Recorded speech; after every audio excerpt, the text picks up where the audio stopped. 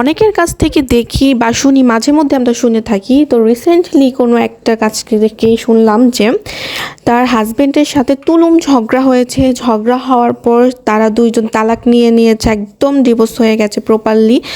তো এখন কিনা তারা কিনা আবার এক হতে যাচ্ছে।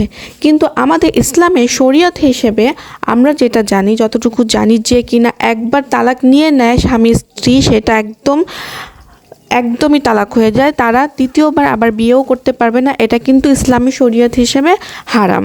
তো এটা জানার পর আমি একটু ইউটিউবে সার্চ করলাম, এটা আসলে ইসলামী শরিয়ত হিসেবে কিন্তু হারাম। তবে আমাদের অনেক গ্রামগঞ্জে দেখা যায়, কিংবা আমাদের আশেপাশে অনেকে কিন্তু কি করে, যদি স্বামী স্ত্রী ঝগড়া করে মানে ডিভোর্স নিয়ে নেয়, তালাক নিয়ে নেয়, তখন দেখা যায় গ্রামগঞ্জে বিশেষ করে হয়ে থাকে, চেয়ারম্যান বা মুরব্বীরা একসাথে বসে তাদের মধ্যে আবার বিয়ে পড়িয়ে দেয়, আবার মিল করিয়ে দেয়, তারা আবার নতুন করে সংসার শুরু করে। এটা একেবারেই হারাম।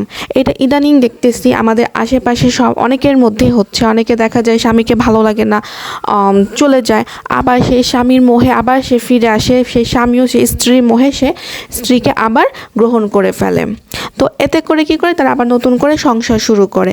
এটা কিন্তু একদমই ঠিক না। আসলে এটা আমাদের হাদিসের বিপক্ষে কিন্তু চলে যায়। আমাদের হাদিসে কিন্তু এটা নাই। যেহেতু আমরা মুসলিম, আমরা আমাদের ঈমান আছে, আমরা আমাদের শরীয়ত হিসেবেই আমরা চলবো। তো কিন্তু আমাদের শরীয়তে যেটা আছে সেটাই আমাদের মেনে চলতে হবে। কিন্তু ওই যে আমাদের আগেকার কিছু মুরব্বীদের কিছু কুসংস্কার থাকে, বা তাদের নিজেদের থেকে বানানো সেই কুসংস্কার থেকে কিন্তু এভাবে তারা নিয়ম করে এসেছে। তারা হয়তো বা কোনো একজন ভেবেছিল যে নতুন করে সংসার হোক, তারা হয়তো বা হাদিসটা জানতো না। কিন্তু বর্তমান যুগ তো খুবই অ্যাডভান্স, আমরা কিন্তু খুব সহজেই জানতে পারি। মোবাইল ফোনে একটু সার্চ দিলে কিন্তু আপনি হাজার হাদিস কিন্তু আপনার সামনে চলে আসবে।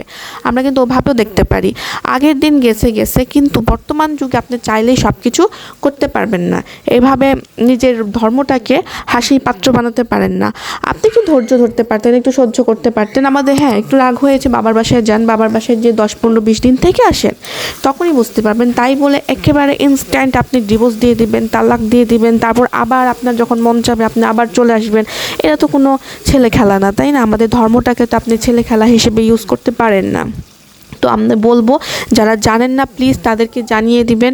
আর যারা জানেন তো জানেন, আপনার আশেপাশে সবাইকে এটা একটু বোঝানোর চেষ্টা করবেন এরকম সিচুয়েশন আসলে। তারপরও এভাবে ইসলাম বিদ্বেষে যাবেন না, কিংবা আমাদের শরীয়তের বিপক্ষে যে এভাবে কাজ করবেন না। এটা খুবই খারাপ, এটা একটা হারাম, একদমই হারাম, যেটা আপনাকে গুনার পাত্র করতেছে। তো প্লিজ আপনাদের রিকোয়েস্ট করব, এটা সবার মাঝে ছড়িয়ে দিবেন। আমার কাছে শুনে আজকে আমার নিজেরই খুব খারাপ লাগতেছে, যে কারণে আসলে আমি মেইনলি এই ভিডিওটা মেক করেছি।